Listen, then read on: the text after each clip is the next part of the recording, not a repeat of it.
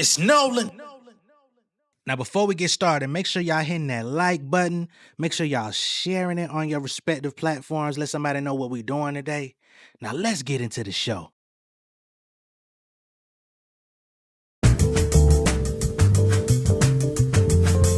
Yeah, money get murdered, that's all the young niggas worship. Rent doing the first, so they mama can't make a purchase. Battered and bruised, pops drink liquor, copping the attitude. Stuck in perpetual struggle, life with no gratitude. The first lesson, Jesus, obsessed with seasons. The pastor told me to check Ephesians. Accept the readers from niggas that's probably living more foul than conditions I'm from. Bible said my flesh is a curse, so what's the outcome? Running with my homies, half stepping on my dean. Couple feet away from niggas sipping lean, try and keep it clean. I'm in the kitchen flipping quesadillas on a skillet. I taught myself life lessons, it ain't take a village. History showed us how they rape and pillage. Mystery shows, television killers. I'm hearing stories of people losing their homes, taking loans, cause they work for the government. Shit is wrong, let their faces be known. Niggas spying with drones, thugs spraying they chrome, the clan rocking they hoods. Nobody tapping they phones, I'm tired of cold cases. Young kids, early ages, whole culture, co-signing rapists. Shit is outrageous, got me closing the pages in my browser like we raising cowards. The more we fall into the system, we just wasting power. So many people place value in what you make per hour. Feel like I'm preaching to the choir, should I sing it louder? These niggas got us twisted, falling in mischief. I heard the streets calling, I make my numbers unlisted. Tired of dwelling on wishing, I'm falling into submission. Assigning petitions, we're losing a war of attrition. What's going on, beautiful people? It's the kid J Nolan here. Welcome back to another episode of Inside the Industry, your number one source for music, entertainment, commentary, and breakdowns. Hope everybody's doing well out there. New month, April. Same old shit though. You know what I'm saying? In this video, I'm gonna go ahead and give y'all a disclaimer and preface this with this is gonna be a very uncomfortable video. Unfortunately, y'all saw the title. We're talking about Brandy. We're talking about Wanya Morris and their relationship that they had in the 90s when Brandy was introduced to us. 16 years old. I believe he was 22. Brandy has her new book, her new memoir out called Phases, where she talks about her life, a lot of different events that have happened in her life, things that we are aware of that played out in the public eye, and some things that played out behind the scenes that shaped who she is to this day. Okay. And one of the big stories that's circulating from this book is her underage relationship with Wanya, right? Basically, he groomed her, committed statutory rape. Again, we're just gonna be clear about that. We're gonna read the excerpts that are out there from the book, and we're also going to look at footage and listen to audio of Wanya actually talking about this relationship that he had with Brandy. One of the viral videos that's circulating is his interview with the Breakfast Club back in, I believe, 2014, where he confirms that she was 16 or 17. Of course, he says it in that ambiguous fashion to try to give him some sort of leeway, as if 17 makes it any better. But again, controversial and not something that feels good to talk about. Okay. So I'm currently on Entertainment Weekly, and they're running this story here that was released yesterday in the afternoon. It says Brandy confirms rumor that she dated Wanya Morris when she was 16. The quote here says, "He saw me as conquerable.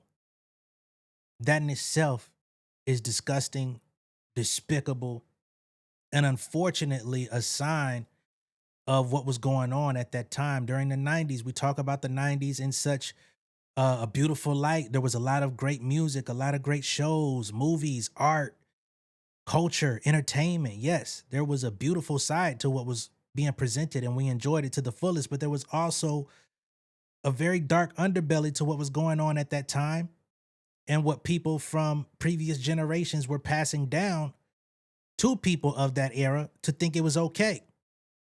And unfortunately, as a culture, as a community, we got to address these things as well so that we don't pass that down to future generations to think that this shit is okay.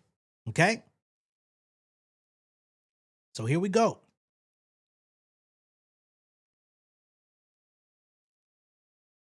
We already read that. They say decades after speculation first began about the singer's romance after the Moesha star performed as the opening act for Boyz II Men's Two World Tour in 1995. The Grammy-winning singer-songwriter and actress is opening up about a connection in which she claims she was too young to recognize she was being used in her recently released memoir, Phases.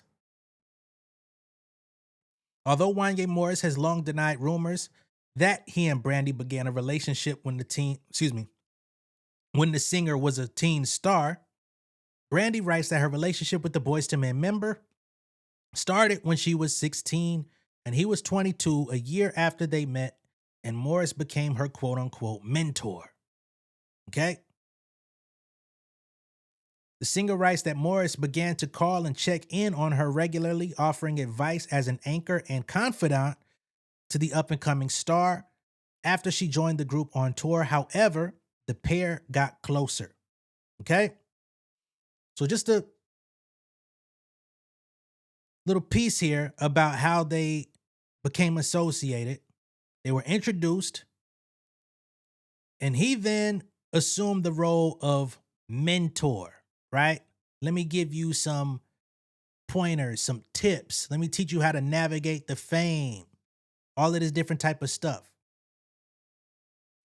And unfortunately, there's a fine line even with that type of relationship, right? Because you can be on the up and up, above board, and just assume a mentorship role for a younger person in the industry. I think that does exist. I think there's a lot of people that were associated with the Bow Wows of the world, the Ushers of the world, the Brandys of the world, the Justin Biebers of the world. Unfortunately, a lot of them are taken advantage of in a multitude of ways. But I do think that along the way that there were some people in their corner that may have had their best interests at hand. But unfortunately, when you put all of these different adults into the mix, it is very easy for that line to be crossed. And clearly, Wanya overstepped it. You know what I'm saying? So for people that, and I know this has nothing to do with it, but for people that wonder why folks are so critical of that whole Drake, Millie Bobby Brown mentorship relationship, and then he crosses the line about talking about boys or whatever that situation is, and then other similar conversations that have developed under his name. That's why people are sensitive about that subject matter or that type of so-called friendship or relationship, because people are aware of how easily lines can get blurred, especially for the younger person in that situation who just thinks it's all innocent or it's all good until it's not. Right? So she says he began to call and check in on her regularly, offering advice as an anchor and confidant. So he's building trust, building a relationship, building, that barrier of, okay, this is somebody who cares about me. She says what had begun as admiration had transformed into something else. It seems to me that he weaponized my admiration, shaped my friendship into dependence, my respect into desire. I felt swept up in a current I couldn't control. She reveals that their relationship took a turning point after they filmed the music video for their collaboration, Broken Hearted. So here, and this is one reason why I'm a little bit grateful that when all of this was happening, I was so young. I was immersed into hip hop. I was not as big of a R&B fan at the time. So I would hear like the Brandy songs on the radio. I would hear the Boyz II Men songs on the radio. Whatever was on the radio, I heard. What was on the TV, I saw. But I wasn't invested into R&B. Not to say hip hop was any better, because niggas in rap was doing the same shit. It's just not as documented. But anyway, so I'm not really super familiar with this record. But they say she reveals that the relationship took a turning point after they did this collaboration. She describes an unspoken energy between the two that had intensified after their work on the video. So now they recorded a song together. They're singing about love, or heartbreak, which is still a byproduct of love. They're doing a music video. They're more closer proximity to each other. There's an exchange that happens with music. There's an exchange that happens when you're doing this music video. Y'all are in close proximity, close quarters. Fucking disgusting. She says, we moved around each other like opposing magnets, as if actively trying to maintain distance, even as we kept finding ourselves drawn into each other's orbit, she writes. Okay? This is some R. Kelly shit. This is some R. Kelly and Aaliyah shit. The attraction was subtle yet undeniable. It lived in the pauses between conversations and it lingered in the charged atmosphere surrounding us, she adds.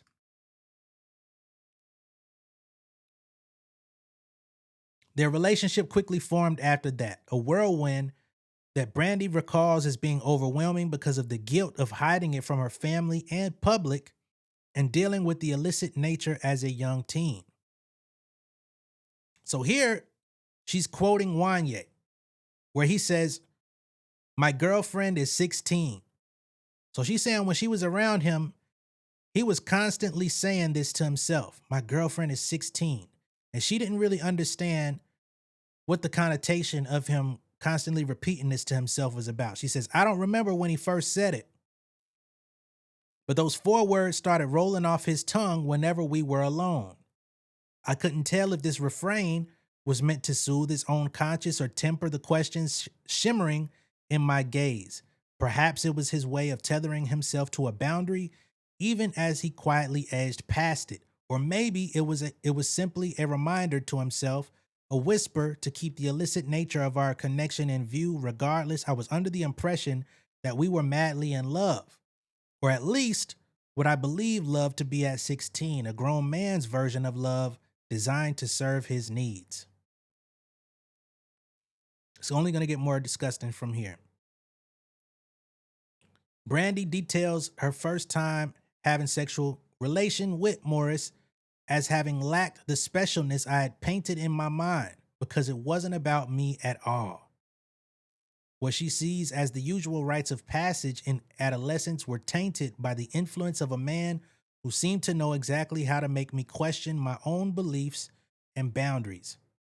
And I hung in this strange balance. I was navigating that time in full view of the world, every move scrutinized, every choice dissected by people who didn't know my heart, she writes. Part of me wanted to retain some semblance of normalcy, but also I knew full well that what was happening between me and him was wrong. And yet my attitude was, this was special, this was real. People just can't understand, which honestly, I can understand a teenager's perspective of looking at it like people just don't understand because their mind is still wrapping around it. And to a teen, it's a little exciting, right? I found somebody who gets me, somebody in the industry, somebody who's been here, somebody who's done it, seeing all of the things that I'm seeing, can navigate this perfectly. And he cares about me. He loves me, right? Unfortunately, all of those things being untrue. And she's having to experience it in real time and figure it out. It's fucking disgusting, man. And I've seen so many sob stories about Boyz II Men that have come out over the years. Oh, they were usurped by Backstreet Boys and NSYNC and all this different type of shit. And, you know, people have empathized with their fall from superstardom and being the biggest R&B boy band and all that good shit. But unfortunately, it all happened shortly after this whole situation. So maybe there was some instant karma in there. You know what I'm saying? Stuff that we don't even think about. And now it's being thrown back in our faces as to like what was really going on. This shit is unacceptable. Brandy describes the sexual element of their relationship as Morris getting what he wanted from someone too young to recognize she was being used, adding that she believed she was too naive to realize that deep down inside, he did not see me as special. I think he saw me as conquerable, as someone whose boundaries could be negotiated away. I was in over my head. I was young and inexperienced and thought that following my heart meant following his lead, that what we shared transcended ordinary rules and limitations. She shares, adding that she had wanted to wait until marriage, but also believed that having sex with him would cement our bond, would prove I was mature enough for our relationship, would make him happy. And so I told myself I was ready, that this was my choice. But the truth is, I felt like I had no choice. I felt like saying no meant losing him. Some sad shit, man. The reality of their relationship wasn't lost on the singer, despite her naivete about their ability to last. She says he and I understood with diamond cut clarity that public knowledge of our relationship would ignite scandal, potentially threatening everything we'd both worked for. And again, this is after the R. Kelly Aaliyah issue. You know what I'm saying? That was what, 93, 94? So shortly thereafter, they found themselves in the very same situation. Not married, but same situation. So he and I opted for elaborate fiction. We would pretend patience and claim we were waiting until my 18th birthday before pursuing any romantic connection. This is the literal definition of grooming. Eventually, Brandy says Morris increasingly became critical of her and controlled her access to him. Their relationship ended when Morris confessed to multiple infidelities. Brandy claimed she caught him with an assistant. She says, I was 16 years old, dealing with the infidelity of a grown man who I believe had pursued me, took my innocence, and was now revealing he'd not been faithful. I may have been young, but I was wise enough to know I had been played, and that wasn't love. Okay? I'm going to be honest, man. Like, where I am mentally at this stage of my life, I feel like niggas that get caught in these type of situations deserve to be burned at the stake. Same way they did with the Salem witch hunt and women who were deemed to be, young women or girls that were deemed to be unclean back in them old ass days. I think niggas need to be introduced to being burnt at the stake today. Maybe it'll deter people from doing this type of shit. You know, I'm just saying. And I feel like the nastiest part of it is that so many others experienced this same shit. Just watched Tiny's like her little I don't even know what the fuck to call it. That docu thing that she put out a few days ago. Even in her piece, she didn't go into like grave detail about it, but there was a guy that she met when she was in her teenage years who was older than her. And her parents were trying to keep her from being around this dude. Her parents literally pulled up at this dude's house, was looking for him. We looking for such and such. He's literally talking to her parents. He ain't here. But they're literally talking to him in the flesh. But this is a guy that she was running around with as a teenager. You know what I mean? But they didn't like harp on that story very long. Didn't go into like super detail. But if you listen, you know exactly what's going on. So many different people have gone through this, and not just folks in the public eye, but just in the communities that we've lived, like 90s, 2000s is more my era. I remember having girls at my school that had boyfriends in college and shit like that. And I was never able to wrap my mind around that. Like, huh? What? That don't sound right. You know? But it was a lot more common than it should have been, than it should have ever been. And then, of course, I started seeing, as I was in high school, dudes who found themselves getting locked up for statutory because of these blurred lines that can get introduced at times. And it's just like, what the fuck is this? But in this situation, he was 22 years old. She was 16. He had so many options of women his age or older that he could have chosen from. But Brandy was who he had his eyes set on. Fucking disgusting. And I can only imagine who may have paired them together and thought that this was a good move. You know what I'm saying? They did songs and music videos and all the whole shit, basically soft launching the situation, and nobody batted an eye. So here, we're actually going to play that portion of the Breakfast Club interview from 2014 with Boyz II Men, where Wanya speaks about the relationship with Brandy. And here he actually confirms that she was 16 or 17 out of his own mouth. They were saying she was really young when y'all dated. Yeah, she was. Not that young. Not jailbait. No, that's what I'm saying. What you mean not jailbait? That's exactly what jailbait is or was, because we don't use that term no more, thankfully. But nigga, yeah. Hey, hold on, but you know that's why. But now, hold on, that's why I stopped it. The question Hold on, but that's why I stopped it and said that she wasn't that young, because I don't want y'all to think Boyz II Men was young. No. She said she was young. I was young too. She said she was 15 and she had to keep it a secret because she was so young. See, we did the thing. We did the thing when she was like 16, 17. Oh, that makes it better. You know? So you were still a boy too. You I wasn't too. Still a boy. He wasn't too I wasn't many like yet. It was 38 boys. years old, nothing like that. I was old enough to. She was old enough to get it. Okay. But was it legal in the? And this was a conversation from 2014 that was over. I'm sure some people were critical of this when it came out, but for the most part, remained less controversial because now it's coming back up all over again. State y'all was in is the. I mean, we was always in different states. And the fact that they're having a casual conversation, all laughing about this shit, is also troubling to me as well, because who's going to be the adult in the room to actually press down about this subject? You know what I'm saying? I see a lot of people saying that about the J. Cole interviews. I think this is where people should really press down.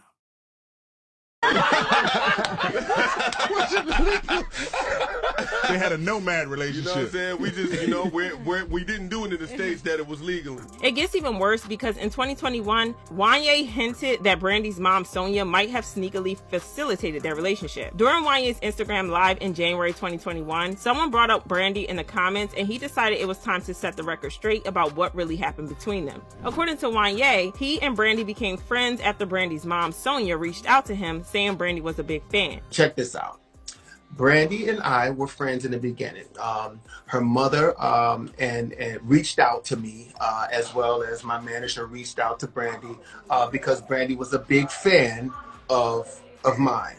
So you feel like her mom reaching out to you as an established artist who could possibly give some pointers, tips, etc., was facilitating the romantic relationship?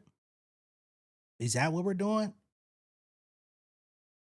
And I was like, wow, that's amazing, because this young lady was pretty cool. Now I was young at the time. I wasn't 30 nothing. You know what I'm saying? So don't. Wanya went on to call. But you was 20 something and she was teen something, brother. Like you keep saying, I wasn't 38. I wasn't 30 something. At that point, you were at the age where you could have been exploring with college women. You know what I'm saying? That's your bracket at 22, 21, 22. Like you should be wanting to like see what that's like. Shit, I came into the game as a fucking young one myself. I'm not getting the opportunity to like go live the fucking college life. Yeah, let me go see what they talking about up through here. But instead, you was fucking with somebody who should have been in high school. No. Call Brandy his protege, saying he played a role in helping her career by connecting her with key people in the industry. He then revealed that their relationship eventually turned intimate, describing it as two young people falling in love. However, he conveniently skipped over the part where he first met Brandy when she was just 14 or 15, while he was already in his early 20s. It's obvious he was trying to avoid the significant age gap and the imbalance of power in their relationship. What happened is we actually, she became kind of like my little protege. You know what I mean? I'm the one that introduced her to Vita Spears and Ralph Fuqua. They came to us to actually do a TV show on the UPN network. And I said, well, Brandy's down the hallway and, she's basically, she was on the Thea show. Okay, cool. Introduced her to that. the show came to fruition, my mom and I wrote the theme song to the Brandy show. So Brandy and I were really, really close. Wow. Once she turned of age, we had been hanging around each other Hold on. so much. We've been hanging around each other so much that there became to be some sort of connection, an intimate connection. We actually fell in love. Now, we were young. That's what happens. You're young. You was grown, dog. This is one of the reasons why I don't really like the connotation that people put around when they talk about people in their early 20s and be calling, yo, these kids at the shows and these kids is out here. Yeah, from an older perspective, yeah, I get it. They're kids to you. But there is still a very big distinction between actual kids and the so-called kids that are 20 to 25. You know what I'm saying? Like, that's different. And we got to be much more militant about that difference. And you fall in love, you know what I'm saying? Especially when you have the ability to be around somebody a lot, you begin to know things about them, you know what I mean? And they know things about you. Now, when you're young, you make decisions based on your youth, you know what I'm saying? You don't make decisions, moral decisions that put you in a whole position where you know that this is what's going to be for the rest of your life. You're learning through everything. Wanya brought up Brandy's mom, Sonia, again, this time claiming that both she and Brandy's dad were involved in their relationship. In other words, Brandy's parents knew exactly what was going on, yet they didn't step in to protect her. It seemed like Wanya was trying to push some of the responsibility onto them, suggesting they were aware the whole time. Now, I do got to say, at some point, if they noticed a romantic connection between a grown man who is young but grown nonetheless and their daughter, there should have been some level of intervention that came from the family to be like, nah, dog, this ain't, you know what I mean? Now, in her book, she says that her parents were uncomfortable or what have you. But I'm sorry, the only thing that would have been uncomfortable was a motherfucker with an ass whooping or a bullet hole in their motherfucking ass. That would be the only sufficient discomfort that I would ever accept, because why wasn't this shit brought to an end? And allowed it to continue. Happy. So whoever is there saying, you know, all kinds of crazy stuff like they know, you know what I mean? Regardless of anything, my age, her mother was definitely, you know, a part of our relationship. Her mother and father was a part of our relationship. They allowed me to guide Brandy and to help her through her career. They understood that we had grown close, and that's what it was, you know? The way he speaks about this is very interesting. Allowed me to guide her. I'm saying, so understand that that you know for a fact, whoever it is on there, that life happens. That's just what it is. So now you have your answer and you have your understanding. If you care to listen, you care to believe it, I don't care. I know the truth, and everybody else does too. Interestingly, Brandy has hinted in the past that Sonia was kind of distant from her and allowed her to be manipulated by an older man who she didn't name at the time. In an interview with Oprah, Brandy said, "I just wanted someone to listen to me, to see me as a human being. It seemed everyone treated me as if I were an item. I was too embarrassed to tell my mom about some of the things I was experiencing because of the good girl image that had been created for me. I couldn't really express myself to anyone. The public thought Brandy would never do this or that, but I was doing those things." Oprah then asked, "What things are you talking about?" And Brandy responded, "When I was 15, I fell in love with someone who was 20. When I tried to talk to my mom about it, she said, 'You're not in love. You don't know what love is.'" Fans are furious over this, and they left comments. Now, I do wonder, did she express to her mom that she was in love with somebody who was 20 and that there was real things going on? Or did she like hypothetically pose it like, I'm in love? You know what I'm saying? And mom like, you don't know what love is. Get out of here. you just figuring out what's going on around here. I don't know. Wasn't in their household, wasn't in those conversations. But I do feel like this is just a extremely unfortunate situation. And unfortunately, it's coming to rear its ugly head in 2026, damn near 30 years later. just unfortunate on all levels. And now, don't play none of that motherfucking Boyz II Men shit around me either. I already wasn't fucking with it like that. But now it's solidified. Now I gotta throw away your whole catalog. Sad. Man, let me know what y'all think of all of this down below in the comments. Want to send love and light to Brandy, to anyone out there that's experienced anything similar or exactly the same in your life. I'm gonna catch y'all later. Let me know what y'all think once again down below in the comments. Be sure to like and share the video. If this is your first time seeing me on YouTube, go ahead and subscribe to the channel, become an insider. More content on the way. Definitely going to be more lighter topics from this point forward. But I'll see y'all in a minute though. Okay? Peace.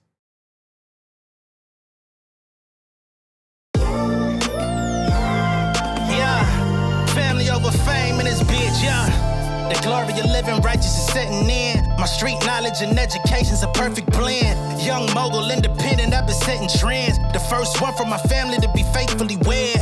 Fuck niggas and the horses that they riding on. I see this shit from all angles like a polygon. I'm never politicking, the drama be piling on. Father and greats unacknowledged like I'm Bobby Bonds. Conversation with my lady about the paper route. 5 sit bank accounts every day I make it count. They down talking my commentary for hating now. Well, I can take it cause I'm bodying your favorite now, please. I can do this shit in my sleep. I been writing for these niggas, y'all read it and weep. I been fighting these niggas if you speak on the street. I'll turn your birthday party into New Year's Eve. Don't let me take it there. We ain't playing fair. This the ATL, Southside nigga moving furniture like Wayfair. Life on hold, no insurance for your healthcare. Lifeline gone, so you wanna be a millionaire? Well, let me tell you about this world I built. The women I dodged, the niggas that I read for filth. The sympathy calls, consulting for the stacks I built. I had to